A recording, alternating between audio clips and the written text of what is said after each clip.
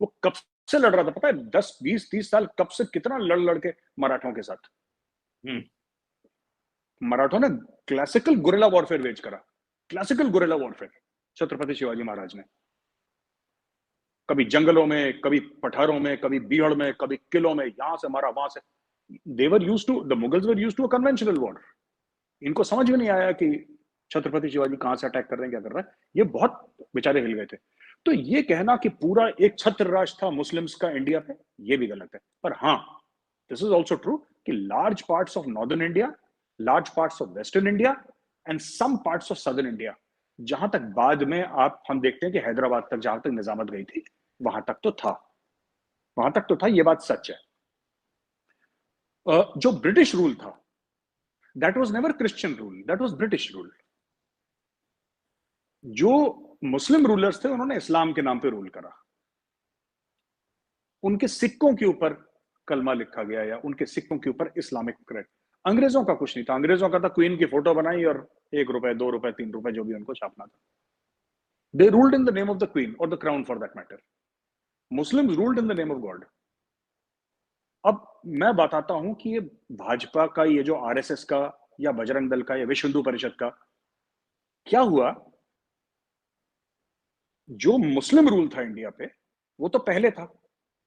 1857 पे तो खत्म हो गया मुस्लिम रूल, उसके पहले भी नहीं था। खैर, ईस्ट इंडिया कंपनी ने घेर रखा था, लेकिन 1857 के बाद फिर कंपनी राज खत्म हुआ और मलिका ब्रिटानिया का राज, या जो भी राजा था वहां पे, उसका राज हो गया यहाँ पे। राइट।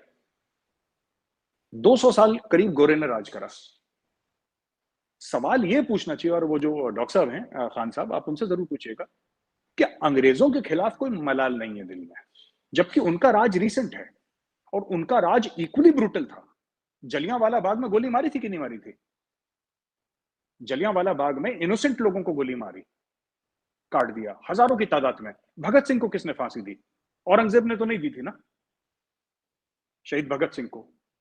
शहीद उधम सिंह को किसने मार दिया? औरंगजेब ने या बाबर ने तो नहीं मारा था ना, वो तो अंग्रेजों ने मारा था। लेकिन अंग्रेज के खिलाफ मलाल नहीं है, मुस्लिम रूलर्स के खिलाफ मलाल है। उसका रीजन है, अंग्रेज समझते थे कि हिंदुस्तान के ऊपर तुम चैन से राज कर सकते हो, इनके धर्म के साथ छेड़खानी मत करना, इनके कस्टम्स और ट्रेडिशंस को मत छेड़ना। बाकी तुम्हें इनसे लगान लेना है, इनसे टैक्स लेना है, तुम्हें जो ड्रामा करना है तुम करो, 100 साल और करो। The problem started even 1857, 1857 revolt क्यों हुआ था? उसका ट्रिगर क्या था? कारण कई थे उसके। डॉक्ट्रिन ऑफ लैप्स एक कारण था, वजूहत कई थी उसकी, एक नहीं थी वजूहत। लेकिन जो उसका मेन ट्रिगर था, that was the grease cartridge incident. जब बोला कि सुअर और गाय की चर्बी मुंह से आपको निकालनी पड़ेगी, फिर आप फायर करेंगे कार्ट्रिज। वहां से आग लग गई छावनी में, मेरठ की। मेरे घर से मुश्किल से 1 डेढ़ घंटा दूर है मेरठ, मैं नोएडा में रहता हूँ, यूपी में है मेरठ। जब मंगल पांडे ने बोल दिया कि नहीं, ये आजादी की लड़ाई है और ये शुरू हो गई यहां से। बात यह है कि जो आम हिंदूज के दिमाग में जो बात है, उनके जहन में बात है, दिमाग में नहीं जहन में जो बात है, उनके दिल में भी, दिल और दिमाग में यह बात है कि ये जो कन्वर्जेंस हुए बाय द स्वॉर्ड, ये जो टेम्पल, अंग्रेजों ने कोई मंदिर मंदिर तोड़ के चर्च नहीं बनाया। They are not interested. अंग्रेज कहते थे पैसा लाओ यार, बस नोट की बात करो, बस टॉक मनी, टॉक कैश, राज की बात करो, गद्दी पे कौन बैठेगा ये बात करो।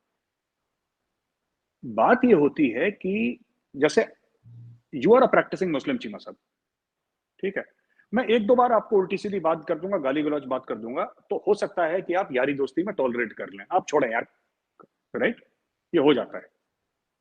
या फिर मैं आपके ऊपर राज कर रहा हूं और आप मेरे गुलाम हैं, आप झेल जाएंगे। मैं जिस दिन धर्म पे आऊंगा आप तलवार उठा लेंगे। ये माइंडसेट है। मैंने इस्लाम के बारे में गलत बोला, आप तलवार उठा लेंगे 2 मिनट के लिए। बाकी मैं चीमा साहब को, कमर चीमा को, मैंने कमर चीमा बुरा आदमी है, डकैत है, ये है, आप कहेंगे चलो मत ही मारो यार, बकवास है बंदे की, ना बोलने दो उसको। ये माइंडसेट होता है बंदे का। मुस्लिम रूलर्स ने कभी इस चीज का ध्यान नहीं दिया कि ये जो सिविलाइजेशन है ये हजारों साल पुराना है, और अगर आप धर्म के साथ छेड़खानी करेंगे तो इसका बैकलैश होगा, आज नहीं तो कल, नहीं तो 100 साल के बाद बैकलैश होगा। एक जमाने में हिंदुओं के पास इंटेंट था लेकिन कैपेबिलिटी नहीं थी। 2014 में इंटेंट भी आ गया और कैपेबिलिटी भी आ गई। आखिरी बात आपने बोला शशि थरूर साहब की, बीजेपी ने कहीं ये नहीं कहा कि हम संविधान बदल देंगे।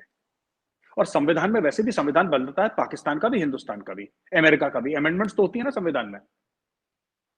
बट जो उन्होंने तासुर दिया, जो उन्होंने एक इंडिकेशन दिया शशि थरूर साहब ने कि साहब मतलब ये कैंसिल कर देंगे संविधान को और एक नया संविधान लिख देंगे, ऐसा तो नहीं हुआ। और मोदी जी अगर चाहें तो मोदी जी के पास 300 से ऊपर सीटें हैं पार्लियामेंट में, वो कोई भी लॉ चेंज कर सकते हैं, उनको कौन रोकने वाला है? पर नहीं करा उन्होंने, नहीं हुआ कुछ, ऐसा कुछ भी नहीं हुआ और ऐसा होगा भी नहीं, because our institutions are simply too strong, they are simply too strong for one person too, इसमें और मुझे नहीं लगता कि उनकी कोई मंशा भी है ऐसे करने की। और जो हिंदू राष्ट्र का कॉन्सेप्ट है ना, आखिरी चीज चीमा साहब, देन वी कैन, मैंने ज्यादा टाइम ले लिया आपका। चीमा साहब, जो जो हिंदू राष्ट्र का कॉन्सेप्ट है ना, हिंदू राष्ट्र का concept, it is of course a physical concept, but it is also a moral concept. जो हिंदुत्व कहते हैं, Hindutva is the Sanskrit word for Hinduism. Hinduism को लोग अच्छा मानते हैं, हिंदुत्व को लोग कहते हैं कि साहब ये तो गलत चीज है। Is the same thing, there is no difference.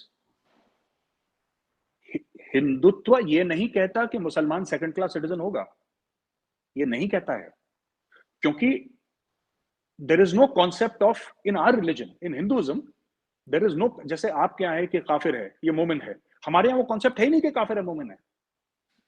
ये हमारी किसी भी किताब में देख लीजिए, ये है ही नहीं कॉन्सेप्ट।